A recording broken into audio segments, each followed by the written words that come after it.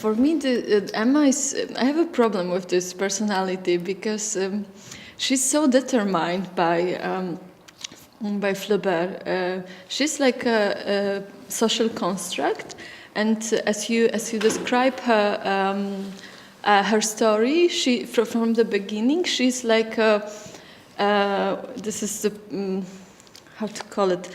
Predestination, from a Protestant religion. She's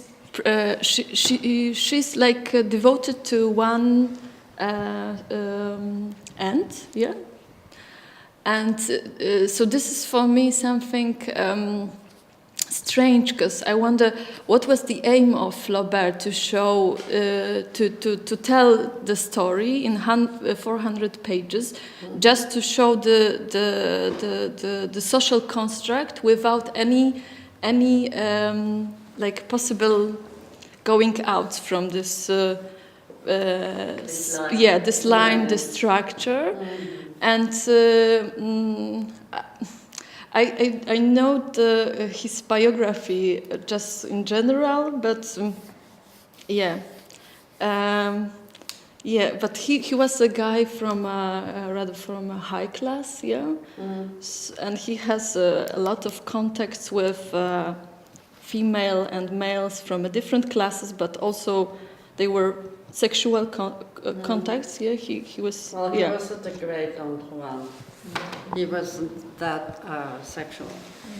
But what anyway. I wanted to say is that this is very typical typical image of somebody from lower class as somebody who is unconscious of his or her behaviors. And somebody who has, in a context, for example, of capitalism, which is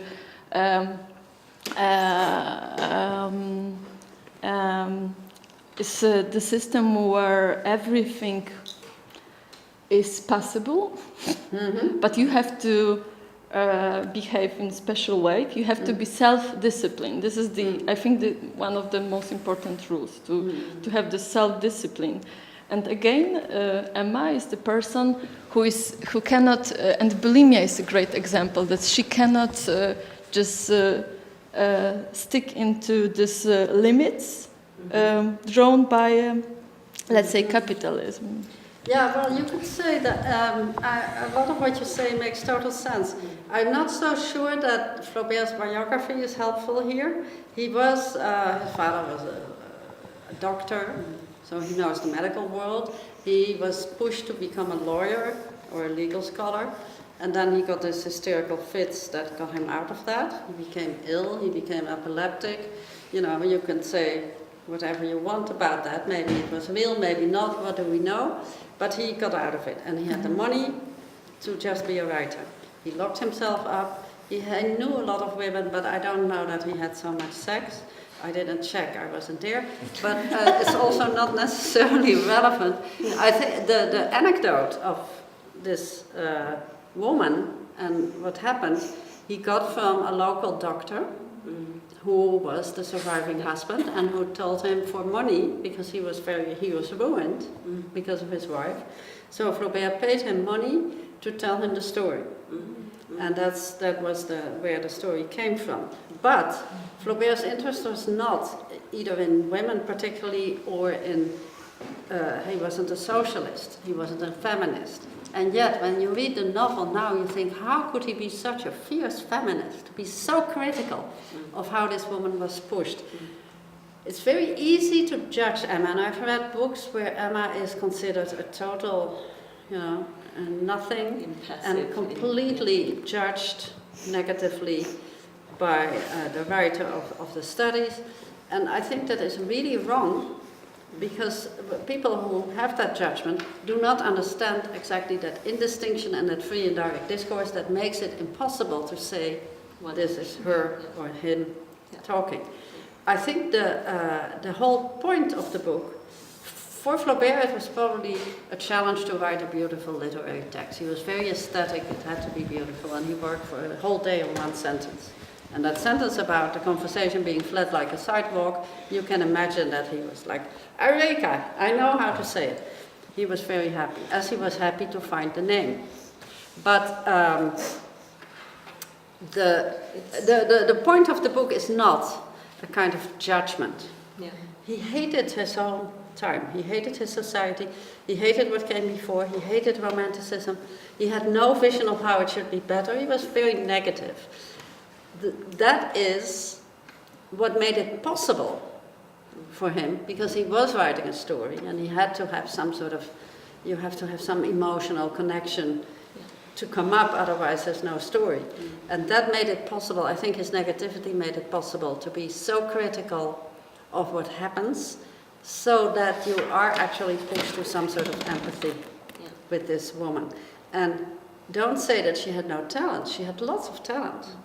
Her father was actually wealthier than Bovary. He was a wealthy farmer, and as I said earlier, Charles had already heard about his wealth before he ever saw Emma. So it wasn't a neutral encounter with a beautiful woman. Yeah. There was money to be gotten, and that he doesn't express it, because Charles is not that kind of bad man, but it plays. And so all these things are a factor. And what we did is we developed a little more what you see in the book, which is that Emma was very sensitive artistically. She saw the vitraux, the stained glass windows in the church, and she had started to fantasize. She read the novels. She was very interested in reading, in music. She was a beautiful piano player. We turned her into a singer because the actress couldn't play piano but could sing. So we love her singing, but that's the equivalent. So she had lots of talent. I think it's interesting that you mention class, because if we think of it in today's context, yes, Emma is doing her best to better herself. She's striving each time to, through either her affiliation first with her husband Charles and then maybe with Rodolphe, to try to get up the ladder. And if we think about this almost capitalist, this pressure to succeed and to be famous in particular, if we look at reality TV and those social structures of auditioning for music, Pop Idol or American Idol, where you see people desperately trying to kind of lift themselves out of one space to another, mainly through the motor of fame, but ultimately it's about bettering yourself. And Emma's no different in that capacity. She's trying very hard to get to the next level, because that would maybe satisfy her. So it's, but never does.